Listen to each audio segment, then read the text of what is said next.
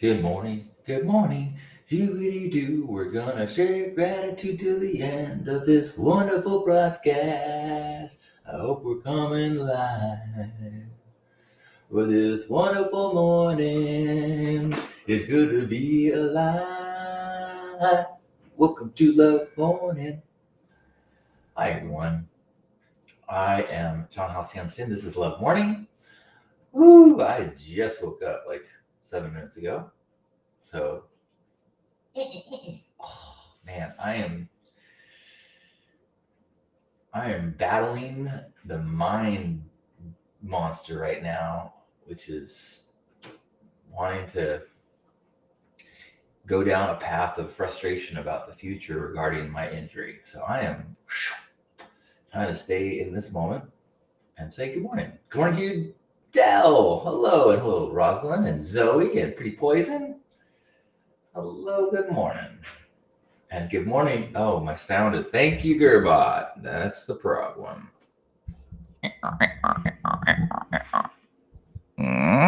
Good morning. Good morning, Chris and Gerbot. Oh, I'll let you guys know since I haven't sent the email. We're gonna do the Love Ambassador Summit is this weekend, and we're gonna do a super casual optional Zoom call tomorrow night. So if you've got a time that doesn't work for you for tomorrow night, let me know. Otherwise, I was thinking like 7 p.m. That might work for not be too late for people who aren't in San Diego. 7 p.m. West Coast time. Again, optional. Oh, and if you're new here, that is we're having a workshop in San Diego all day Saturday and for some of Sunday afternoon. So if you are in the area and you want to be a part of the Love Ambassador Summit, reach out ASAP. There is still 2 spots if anyone wants to join us. Good morning, Pierre. Good morning, Anne Marie. And good morning, Purple Spark. Oh boy. So sounds like they're finally doing some roofing or construction work in this place. So I woke up to there's a lot of hammering. Not sure if you can hear that. And so I'm grateful for repairs to this building that I live in. Good morning, Abigail. I am grateful for my men's group last night. It was a really nice, I really enjoyed the conversation. The topic was forgiveness. And there was I really enjoyed the conversation. One of the things that I was, as we were talking, I was like, the thing that hit me was like, look, there's a difference between forgiveness and like wiping the slate clean or like water under the bridge. Forgiveness doesn't mean, oh yeah, it's like we're back to zero. Like I'm no longer holding any accountability or anything. I'm like, you're free of responsibility from what you did in the past. That's not what forgiveness means. Forgiveness means I am going to stop being angry about this thing. Kind of like you forgive your dog for peeing in the house. It was dog. He was scared. Doesn't know any better. I'm going to stop being pissed. You still put paper down if the dog's going to come in the house next time, or you keep the dog outside. But you just let go of the anger. I forgive it for what it is, so that you can be at peace, and then you still adjust your life with the knowledge of what happened in the past. So if you are forgiven for something, it doesn't mean, oh, whew, like it never happened. I don't think that's how it works. Gerbot says, grateful for the opportunity to make it to the summit. Looking forward to it. Yeah. Good morning, Miss Green Green. Yeah, I'm glad that you agree, Gerbot. And I think everyone in the group agreed too. I mean, there was some really, but it's interesting until you really bring that topic until you start talking about it, we're kind of going in different directions. Discernment versus judgment was a concept that we were talking about.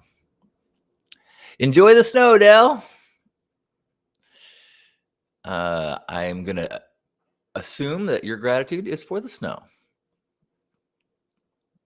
Have a wonderful day. And hello, Christo Galactica. And if you're here and you've got some artistic or creative presence or something that you create, like I know Krista does, if you want to share a URL, would love to let other people know what you are working on.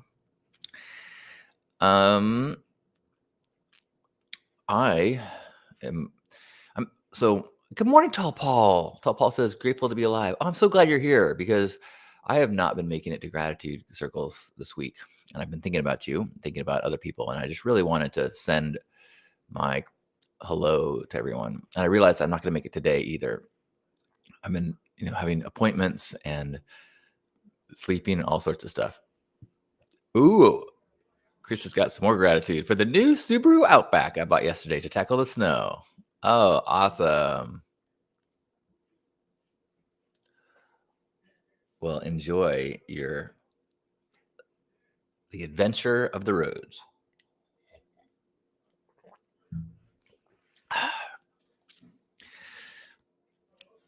Let's see. Abigail, great question asking, do you think it is necessary to forgive people out loud? I have forgiven someone who deeply hurt me and would like to let them know, but don't know if I want to open myself back up to the hurt. Oh, how interesting. I think that forgiveness is really, it's for you. And there's in all of forgiveness, there is some kind of like an equation that you have to do in your head of like, what is the cost to you versus what is the benefit? What will it do for the relationship of, in the future? So I think that letting someone know that they are forgiven, it really depends on that person, that relationship. I don't think it's necessary, but if you have some desire for the future, or you want to give them the gift of, in case they are holding on to it. I don't think that the danger that I would see is if they don't receive that forgiveness in a way that that feels good. Like, what if they get defensive? What if, like, if you know that they believe that they have done something wrong, I think it's a wonderful gift to say, I forgive you for that. But what if they are not so aware of that, and then you say, hey, you know what? I just want to say that I was harboring these feelings of that. I was so upset of what you did, and I forgive you. And they go, what? Well, I only did that because you did this. And then you're like, oh no, now that wound that was healed has now been picked at, and now you're frustrated again, and now the forgiveness is not so available. Good morning, Caitlin. Faith says, grateful for technology today. Sending love from Florida. Good morning. And good morning, Kiri. Good morning, Joyous. Krista is sharing that the Galactivators have a new song out today called Fly Free. Thanks for sharing. Pretty Poison says, I'm grateful to be here with you, fabulous beings. Thank you for being here. Let's see. I'm trying to do everything with my left hand now, so my apologies. Will you forgive me? I don't really, that was actually a whole different category. That is not asking forgiveness or an apology. That what I would like to rephrase and retract my apology and instead say, thank you for your patience and understanding as I am trying to navigate with my non-dominant hand and arm.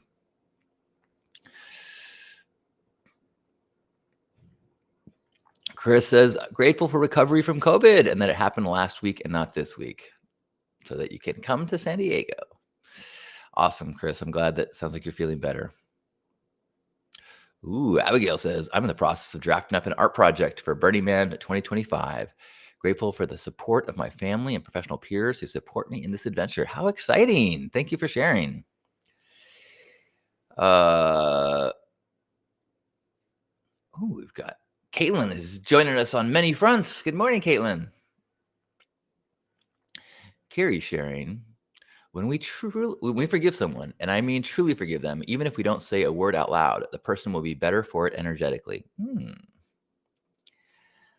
Beautiful idea.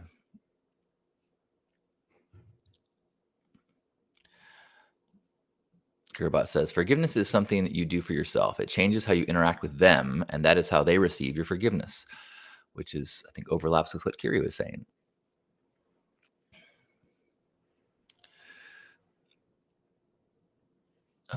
Penny says, I reached out to someone I used to be close with. She mentioned that she forgave me, but it was she who flipped out. I did nothing. Funny stuff. I'm still glad I reached out.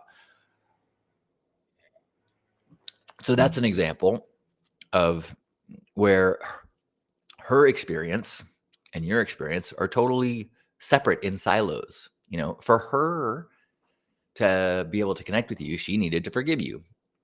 You didn't need to be forgiven by her, right? And vice versa, apparently. And in fact, it sounds like her forgiving you out loud did not help your relationship because this was, not long ago. So, yeah.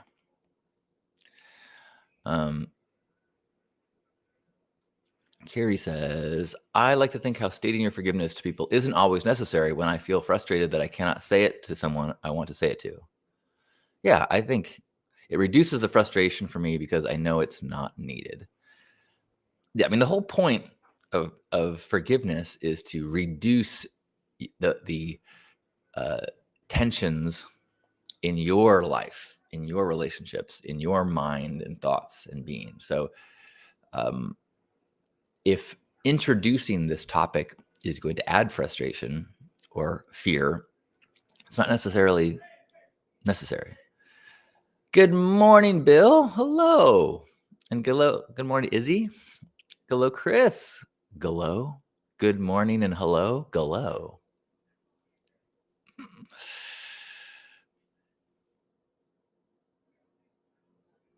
Chris says, I'm grateful for social media on all fronts. Bill says, I'm grateful for the air in my lungs, my jobs, and friends. It's a beautiful glass. Thanks, Bill. Although I know that phrase so completely, it's really good for me to hear today. As the mind tends to go to whatever area is most uncomfortable. So if you've got a nagging thought of someone that has wronged you, it's hard not to think about that.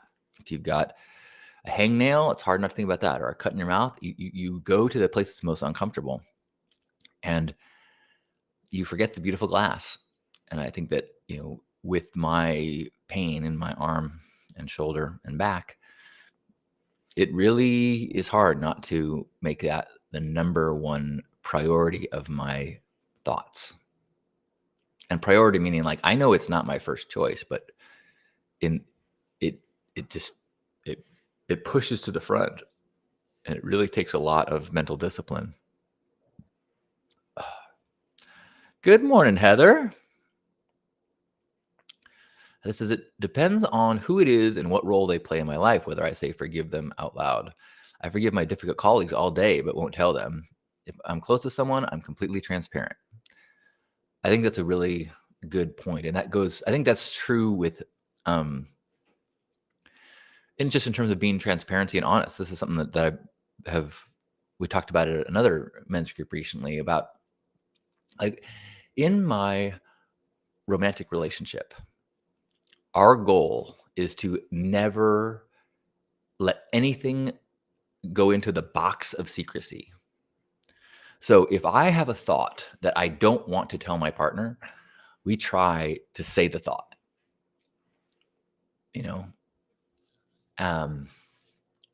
Because if you trust each other and you just, whether it's forgiveness, whatever it is, like just keeping, because the more you establish that there is a difference between your truth and the truth you share, now you've got these two worlds, the crafted world and your reality. So if you when you start to notice there's a difference, oh, okay, I'm a little irked about this thing, but I don't want to tell him. Now you are living in two different worlds. Does that make sense? So here's an example. Lisa and I, we've been really practicing. I mean, we're new into this. I don't know.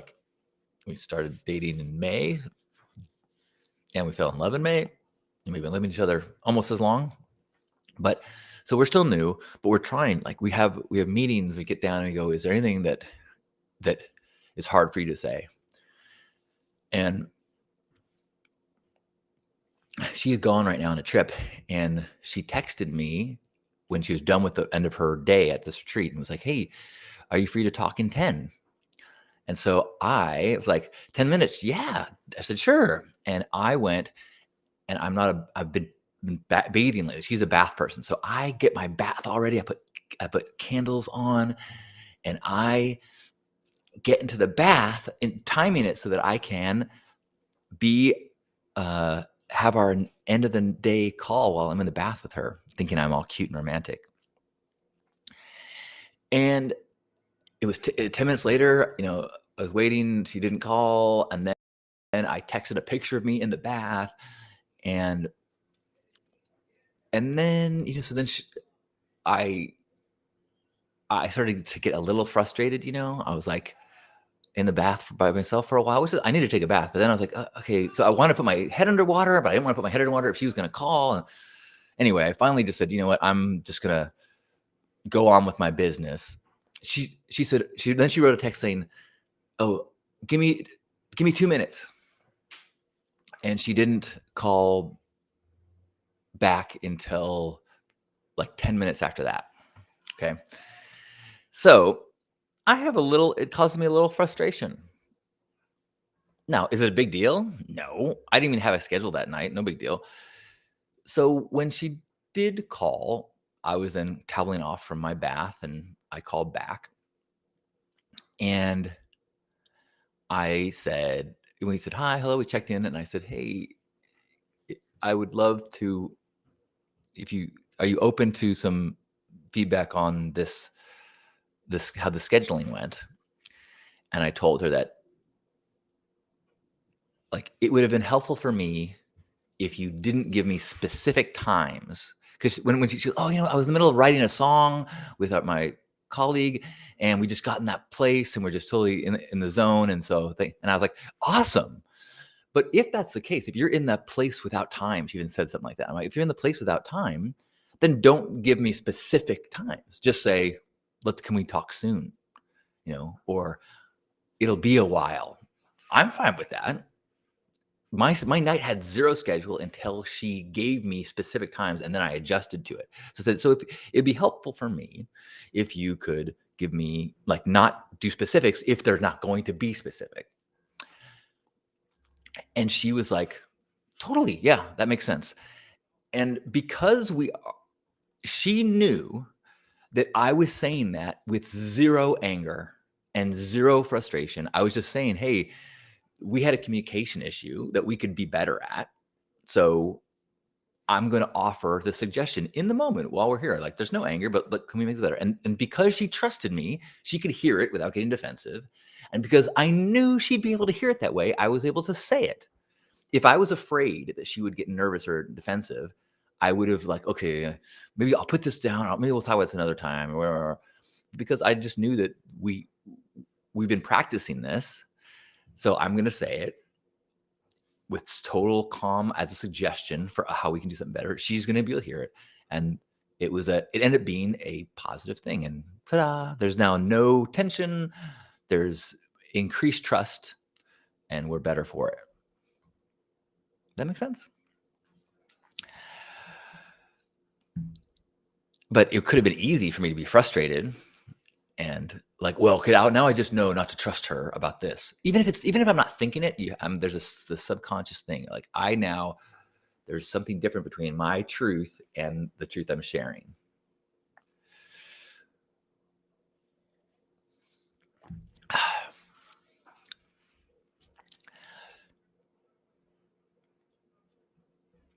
Jessica, good morning. Says, I'm grateful for waking up this morning, and secondly, good Wi-Fi to catch this love morning gratitude. Yay. Well, I'm glad that your Wi-Fi is connecting you to us. Izzy says, I'm grateful for speaking with a good friend of mine, sharing a situation happening at my flat with my flatmates, and she agreed with me that the behavior is non-respectful towards me. Feels good that she confirmed that I wasn't making it up in my mind. That does gotta feel good. And it sounds like it's, maybe some overlap there with, okay, here's a situation that is causing you frustration. Now, how do you communicate with the people involved in a way that can be more connecting or has the potential to be? How can you, bring things up in non-accusatory ways? I highly recommend, if you're not familiar with uh, nonviolent communication, is a really, even if you don't follow the exact script of nonviolent communication, just understanding that, instead of saying, you always make a lot of noise when you come in at night and it's totally disrespectful. Then the person goes, well, I almost never come in late and I try to be quiet. And besides, you are always so loud in the morning. Blah, blah, blah, blah, blah. Now you're in conflict. Instead, you say, I have been having trouble sleeping at night. And I've noticed that when people come in late, that our stairs are super loud and they amplify things. And so when I hear people coming in late, it ends up making me wake up, and then my mind gets all frustrated and I have trouble getting back to sleep. And it'd be so helpful for me if you could be extra quiet when you come in at night late. Is that something you could do for me? And then you're like basically saying, hey, I'm going to give you a script of how to be the hero in this story. Would you be the hero in the story? And people, who doesn't want to be the hero? Instead of, if I say, oh, you always do this and you're so insensitive the way you come in late at night, I've now assigned them the villain role. Nobody wants to be their villain. So just like allowing someone, giving them, hey, let's be teammates in an awesome story instead of being opponents in a story where you're the villain.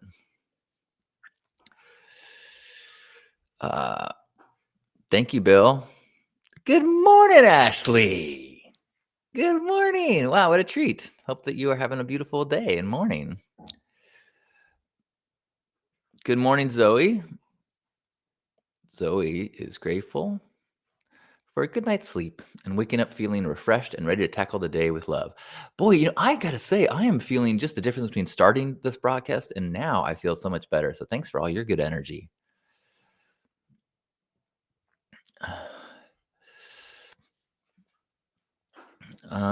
Good morning, Kat.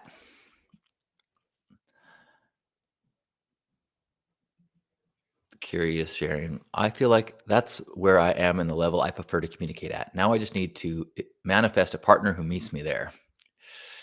I do feel so blessed. I'm blessed in so many ways, and so with Lisa, but I also feel like we were both ready for this. In our first 24 hours, we were talking to each other about our expectations and our goals and where we were at, and we really, and to be fair in terms of how blessed I am. I mean, Lisa does high level relationship coaching under the tutelage of a master that we've actually done coaching with him too. But so she is professionally coaches and helps people in relationships. She's been doing it for many years, so she is an expert. And I'm pretty well practiced in communication myself. So having a partner that has the skills and awareness. But as you say, that's just part of it, because you have to have the skill set, and you have to have the trust. Because if I'm afraid that my partner is going to react in a way that is going to add conflict or add tension, make them feel guilty, then I'm going to start to go, well, how do I adjust the truth so that I get what I want? Oh, speaking of adjusting the truth to get what I want, this isn't, maybe that's the wrong segue, but I noticed, I'm trying to be very aware. I have been speaking about my condo in a way with Lisa that I realize has some subconscious energy behind it. I know that she is struggling a little bit with being in a urban place with so much volume and so much energy around in the house. It's not as peaceful as living amongst nature, which is what she's used to. And I'm also aware that this place is, kind of beat up. There's broken stuff and it could use some work. And I have, I think, been internalizing this embarrassment, maybe, that I wish that I had a nicer place to share with my beloved. And so I keep making jokes about it. And so I'm really, that is, I think it's a way for me to like kind of sneak around honest communication is with humor. And I'm going to try to really stop doing that.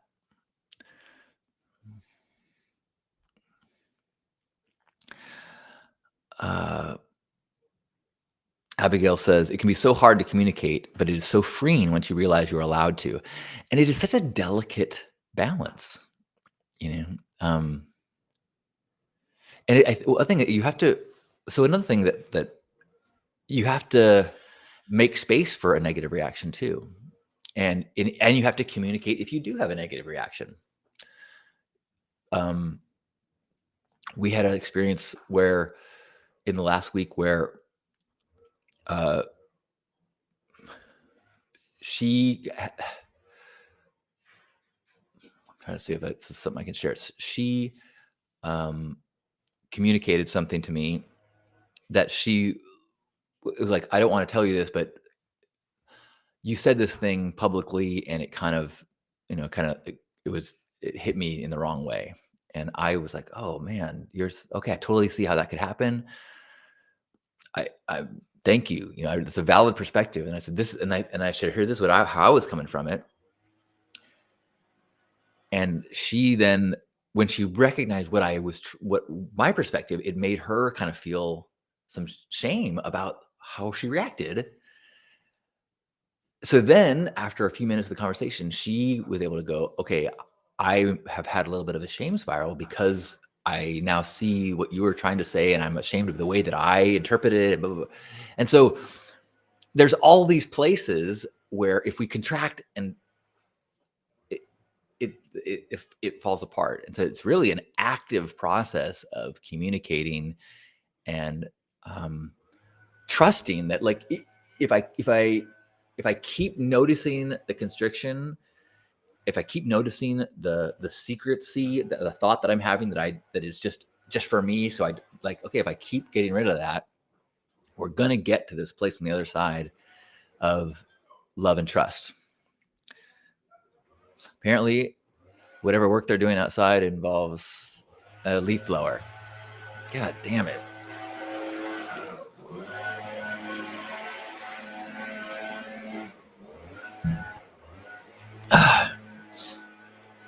Joya says it kind of backfires when only one participant of the conversation is willing to fully communicate. Absolutely. Yeah. I mean, high level communication is like Cirque du Soleil acrobats. You definitely both need to be committed.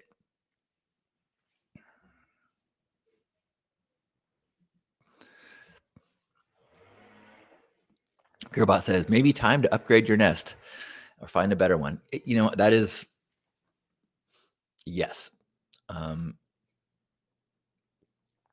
There is I need to, if you notice, so I'm doing the workshop this weekend. It's the first time that I've asked or even mentioned anything that I do for money. The other finances that I make money on is a kind of fixed. And so part of me doing the workshop is, okay, so how can I make more money so I can potentially move out of this condo and into a house?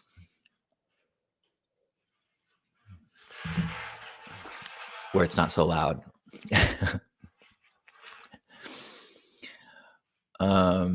Juan, I'm grateful that you're here for this time of day that we can share together. Oh, interesting. Izzy, what a great way to say this. She said, she agreed with Joyce and says, I know that the people I am currently living with do not belong to my future. I like the way you said that, man. My body is so whacked right now. The back of my arm, like tricep, keeps like fluttering. The muscle just flex. It's been doing that a lot last week. It's really wild. Kat, good morning, says, I'm grateful for the resources I have in front of me that are making life easier while I'm job hunting. Great. Gearbot, suggestion for my finances, start a cult. All right, I think our new Minister of Information has been hired. Thank you, Gearbot. You got the job. Or maybe it's Minister of Propaganda. We got to figure out how we're going to call it. Have a good day, Bill. And it looks like it's past 9:30. So, and the sounds outside don't look like they're going to stop. So I think we will call this morning broadcast into a close and invite everyone wherever you are in this moment to give ourselves a hug. And as we hug one another and we feel the embrace of this connection, this knowledge of our shared human experiences, recognize that we're all doing the best we can with what we got. That's another part of forgiveness. At some level, we're all doing the best we can with what we got. So let's forgive ourselves, forgive others,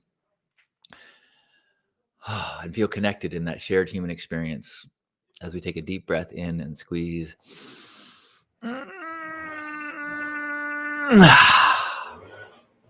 On behalf of Grandpa Caleb and you, thanks for being here today for our Love Morning in Hug Nation. Have a great day, everyone. I am grateful that I'm getting a visit from Dimitri today, so I will be offline for the middle of the day. Bye, everyone. Bye, Anita. Bye, Bill. Bye, Zoe. Bye, Izzy. And hello, gas blower guy.